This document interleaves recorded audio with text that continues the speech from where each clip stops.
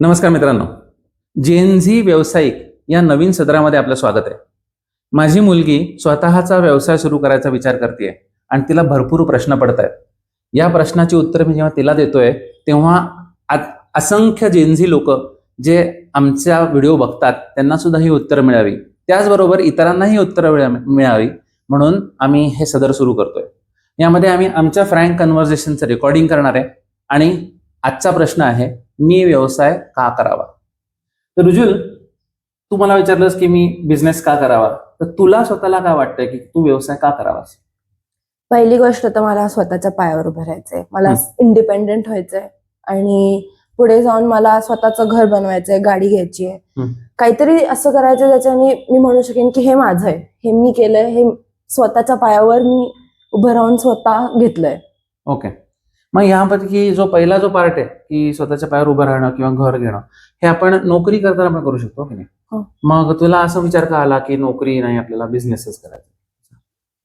मला बॉस नकोय, असं म्हणजे मला कोणाच्या अंडर वर्क नाही करायचं. ओके, तर हा एक कॉमन लोकांचा अप्रोच असतो की लोकांना बॉस नकोय. पण तुला एक गंमत सांगतो, म्हणजे ऑफिसमध्ये ना एकच बॉस असतो, पण जेव्हा तुम्ही बिझनेस करता तेव्हा तुम्हाला असंख्य बॉस असतात. म्हणजे बघ, समजा एखादा कस्टमर चिडून तुझ्याकडे आला आणि तुझ्या घड्याकडे आरडाओरडा करायला लागला की हे काय सर्व्हिस आहे, तर तुम्हाला त्याला पण म्हणायचं, सॉरी सर, असं तुम्हाला हे करतो, मग तुम्हाला कॉम्पेन्सेटरी काहीतरी देणं, हे करणं. म्हणजे कोणीही माणूस येऊन तुझ्यावर ओरडू शकतो, हो की नाही? मग तुला समजा एक बॉस नको असेल तर एवढे सगळे बॉस तुला चालतील का?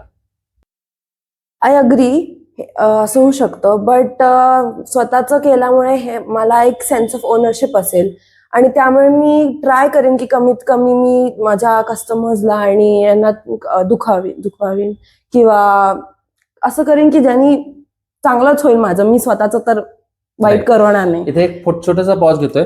हे लक्षात घ्या की तुम्ही व्यवसाय करत असाल का जॉब करत असाल, सेन्स ऑफ ओनरशिप तुम्ही डेव्हलप केली तर व्यवसायामध्ये किंवा जॉबमध्ये ग्रोथ मिळते.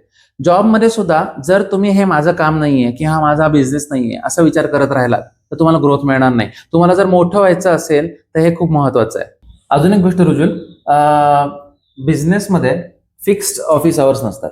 म्हणजे तुम्ही जॉबला जाता तेव्हा 9 to 5 तुम्हाला काम करायचंय, नंतर घरी येता येतं. व्यवसायामध्ये तुम्हीच पिऊन असता, तुम्हीच बॉस असता, तुम्हीच सगळं करत असता, त्यामुळे तुम्हाला फिक्स्ड ऑफिस आवर्स नसतात.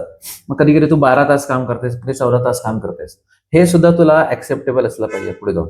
ओके, आणि दुसरं म्हणजे जॉबमध्ये तुला हेल्प करायला तुझे सुपिरियर असतात, सबऑर्डिनेट असतात. इकडे काय असतं, तुम्ही टॉप लेवलला असतात, त्यामुळे जी काही चूक होते ती तुमची असते आणि जे काय सक्सेस मिळतं ते पण तुमचं असतं. तुम्हाला दोन्ही बाजूनी रिस्पॉन्सिबिलिटी घ्यायला लागते. तर हा फंडामेंटल डिफरन्स आहे जॉब आणि बिझनेसमध्ये, राईट? तर ह्याचा तुला अवेअरनेस असला पाहिजे.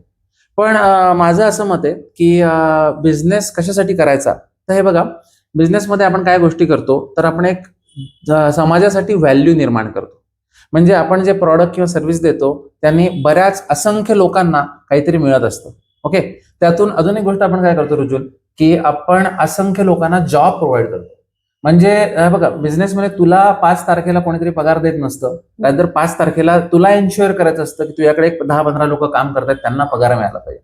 ओके, पण त्यासाठी तुला सेल्स पण इन्श्युअर करायचे, तुला सगळंच इन्श्युअर करायचं. एक बिझनेस हा सोसायटीमध्ये खूप पॉझिटिव्ह चेंजेस आणतो आणि तुम्ही गेल्यानंतर, समजा तुम्ही बिझनेस प्रॉपरली एस्टॅब्लिश केला तर तुम्ही गेल्यानंतर सुद्धा तुमचा बिझनेस तुमचं नाव काढतो. असं एक एक्झाम्पल तुला आठवतंय का पटकन? तुझं?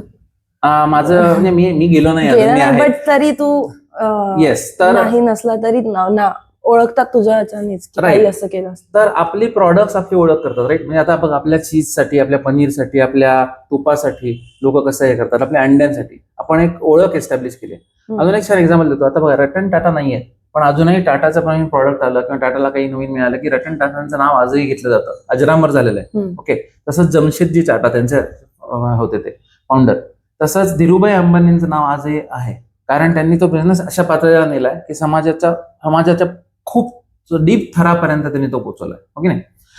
अजून एक आपण हे करतो की इनोव्हेशन. हे बघा, मॅक्झिमम बिझनेसेस हे अशा प्रकारचे इनोव्हेशन आणतात की त्यांनी सगळं जग बदलतं. आता सायंटिस्ट इनोव्हेशन तयार करतील, पण त्याला जगाच्या कोपऱ्यात पोहोचवणं, समाजाच्या प्रत्येक थरापर्यंत पोहोचवणं, याची जबाबदारी एका व्यावसायिकाची असते, बिझनेसमॅनची असते. हो की नाही? तर या सगळ्या विचारांनी बिझनेस करायचा असतो. म्हणजे आणि दुसरं म्हणजे बघा, तुम्ही जेव्हा नोकरी करता तेव्हा तुम्हाला पैसे मिळतात, ओके, त्या इन्कम जनरेट होतं. पण तुम्हाला वेल्थ जनरेट करायची असेल, वेल्थ, हो. तर बिझनेसचा उपयोग होतो. म्हणजे वेल्थ म्हणजे काय, तर खरी संपत्ती जी पिढ्यानपिढ्या टिकेल. म्हणजे बघा, तुमचा व्यवसाय हा तुमच्यापर्यंत मर्यादित राहत नाही. तुमची मुलं, त्यांची मुलं, म्हणजे असं करत करत पिढ्यानपिढ्या व्यवसाय चालू शकतो. अशा अनेक फॅमिलीज आहेत भारतामध्ये, भारताच्या बाहेर, ज्या फॅमिली ट्रीने मोठं योगदान दिलेलं आहे. तर बिझनेस का करायचा याचं उत्तर तुम्हाला मिळालंय का? जर मिळालं असेल तर ही सिरीज कंटिन्यूअस बघत राहा, कारण मी आणि रुजुल अशीच डिस्कशन करत राहणार आहे वेगळ्या वेगळ्या टॉपिक्सवर.